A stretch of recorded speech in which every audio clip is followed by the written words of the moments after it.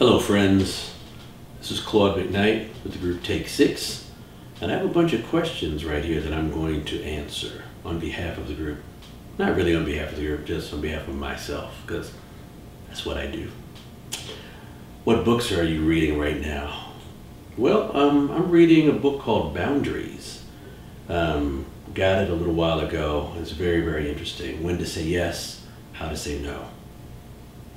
Something I've needed to read for a while. What is your favorite music to listen to when you travel?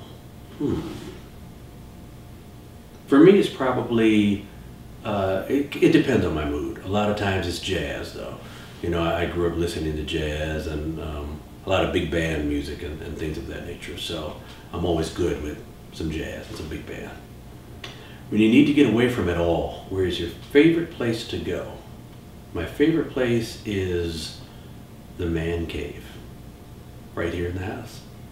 3 big TVs right there. Close the door, turn off the lights, just TVs blazing. No one can find me. Let's see, what 3 things must I have to take on all of my travels? My computer, my iPhone, and what else? What else? Probably workout gear, because I have to work out wherever I go. Have to have that stuff. Let's see. Do any of you teach? If so, what advice do you often find yourself giving to students? I do some teaching. I do some vocal lessons, as well as talking about arranging, as well as how to how to create groups, as well as keep them together. I think that's very, very important, the communication process. So as far as advice musically, what I give to people is you better love this. You better love this music industry, because there'll be days when you love it, other days when you might even hate it. But the love that you have underneath for all of it will carry you through the high times and the low times. Remember that. What place do I call home? Now I call Los Angeles, California home. I'm originally from New York, then I lived in Florida, and then I lived in Nashville, Tennessee for 25 years.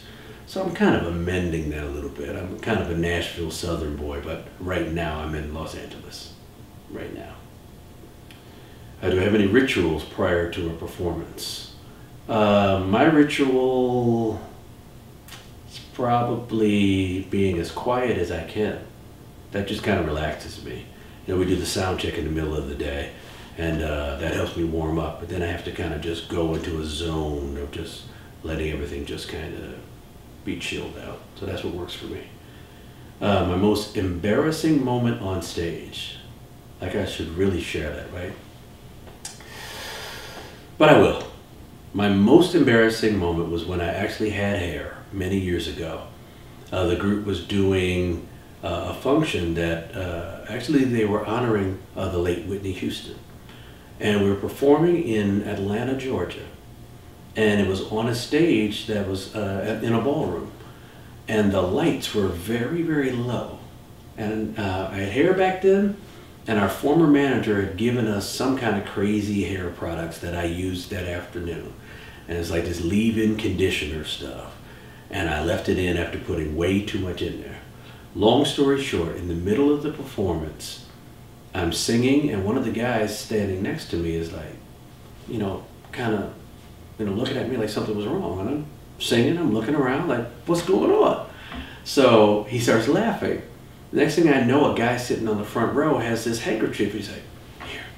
I'm like, what is going on here? Lo and behold, as I'm sweating, the sweat is mixing with the hot lights and everything, and I have this swirl of smoke coming out of my hair, going straight up. Now, there are TV cameras around, so I can see myself on the screen. Now that I can see myself, I become more embarrassed, which means I start sweating more, which means now I have billowing smoke coming out of my hair. That's the most embarrassing moment ever. But I tell you what, when it was all done, Whitney came up to me and she was like, "That's okay, baby. I sweat a lot too." Man, it made my day, but it was certainly embarrassing. I probably shaved my hair the next day. I don't know. Let's see, music recordings that I treasure. The I Am album from Earth, Wind, and Fire. My favorite overall album of all time. That and The Gaucho from Steely Dan. My two favorites. Let's see. Guilty pleasure. Bread pudding. Yes. I could eat it morning, noon, and night. A few of my favorite films. The Usual Suspects. A fairly new film called The Intouchables, not to be confused with The Untouchables. This is a French film. It's subtitled and everything. Great, great flick. I tell everybody.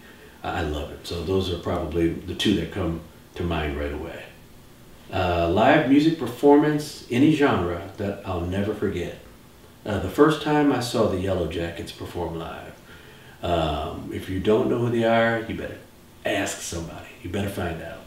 The contemporary jazz group, really incredible. We saw them in Montreux, Switzerland a few years ago.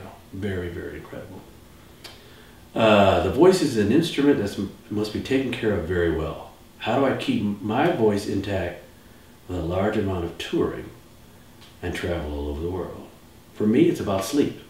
It's about getting rest and drinking water. Those are the biggest things. I also work out a lot, and that really helps with my voice. Staying in shape, just taking care of my body also takes care of my voice. Again, coupled with water and with sleep.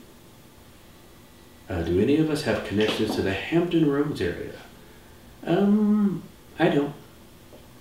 Except that we're going to be there. We're going to have a great time, so we will have that connection. And I look forward to making every last one of you my family. That's right. That's right.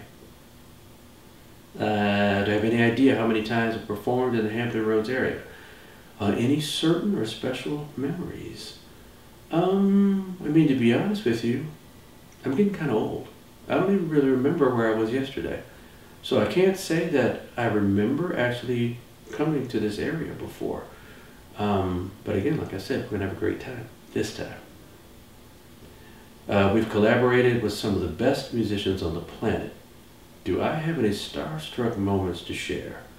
A specific special memory or story in regards to the collaboration? Probably the first time we worked with Quincy Jones. We worked with him in Nashville, Tennessee. We actually worked with him right around his birthday, so we gave him a birthday party and everything. I think the greatest thing about working with him is, as incredible a producer as he is, he always makes you feel like you are the greatest artist he's ever worked with. So he gets more out of you than you probably knew you could get out of yourself. So we learned that a long time ago with him, just the way you treat people, especially when you're working with creative people. That's probably my biggest starstruck moment, and realizing that even though he is a star and has worked with everyone, he's just a regular guy. And he's now our friend, and we love him. Uncle Q. Let's see here. We've been touring in Europe. Any special moments to share? Any specific food that we look forward to when we travel in Europe? And how the audiences differ from Europe? And I also throw Japan in there, to the United States. I don't know that there were any real special moments on this tour.